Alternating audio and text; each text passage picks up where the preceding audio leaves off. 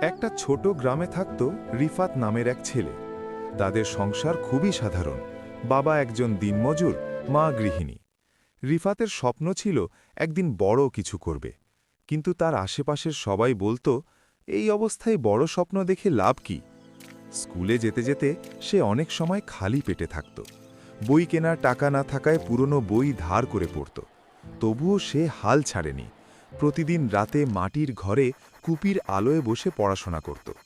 একদিন তার শিক্ষক তাকে বললেন, রিফাত, তোর চোখে আমি আগুন দেখি, তুই পারবি, শুধু থেমে যাস না। এই কথাটা তার জীবনে মোড় ঘুরিয়ে দিল।